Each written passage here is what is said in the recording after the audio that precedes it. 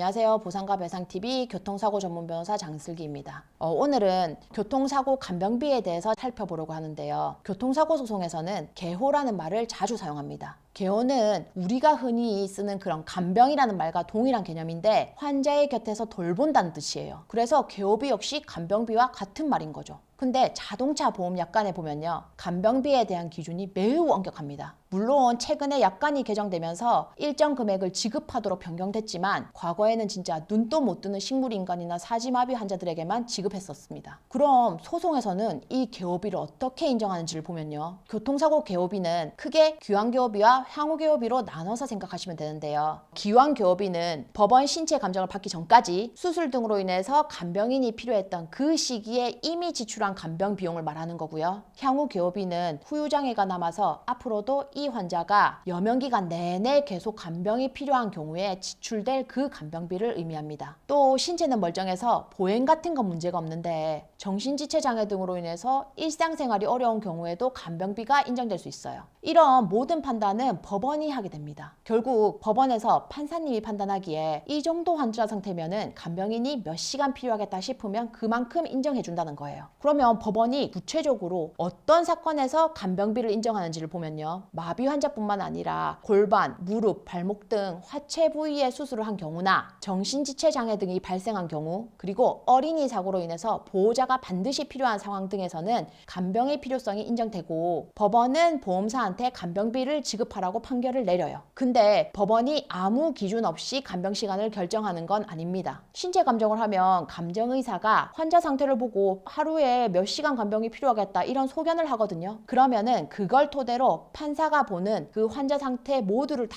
참고해가지고 재량껏 판단하는 겁니다. 그러니까 감정의사가 하루에 16시간 간병이 필요하다고 소견했다고 하더라도 판사님은 환자 상태를 고려하고 기존 판례의 경향 등을 다 참고해서 하루 8시간만 간병이 필요하다고 판단할 수도 있다는 거죠. 실무상 이렇게 여명기간 내내 간병인이 필요한 사건을 개호 사건이라고 부르는데요. 개호 사건의 주된 쟁점은 간병인의 인원수와 기대 여명, 그러니까 앞으로 환자분이 얼마나 더 살 수 있을지를 정하는 게 가장 중요해요. 이 두 가지에 따라서 간병비 총액의 차이가 2배 이상 나기도 하는데요. 특히 피해자가 젊은 연령이라면 당연히 그 격차는 더욱 클 수밖에 없습니다. 예를 들면 기대 여명이 10년이고 하루 8시간의 개호가 필요하다면은 2024년 상반기 기준으로 인정되는 월 간병비가 한 500만 원 정도이거든요. 이 돈을 단순하게 10년치만 계산해도 6억 정도가 되겠죠. 근데 동일한 기대 여명에서 4시간 개호만 필요하다고 판단되면은 개호비가 절반으로 깎이게 되는 거고, 그럼 3억 정도밖에 인정이 안 되는 겁니다. 교통사고 간병비 사건에서는 하루 8시간 개호를 1인이라고 하고 4시간 개호를 0.5인, 16시간 개호를 2인이라고 부르는데요. 앞에서 말한 것처럼 8시간, 그러니까 1인 기준으로 월 500만 원이니까 0.5인이 인정되면은 250만 원, 1.5인은 750만 원, 2인은 1000만 원이 되겠죠. 보통은 뇌손상 편마비 환자의 기준으로 감정의사는 간병인 1인 또는 1.5인이 필요하다고 행신을 하는데 법원은 모든 상황을 고려해서 성인의 경우에는 1인 정도로 판단하는 게 사실 요즘의 추세예요.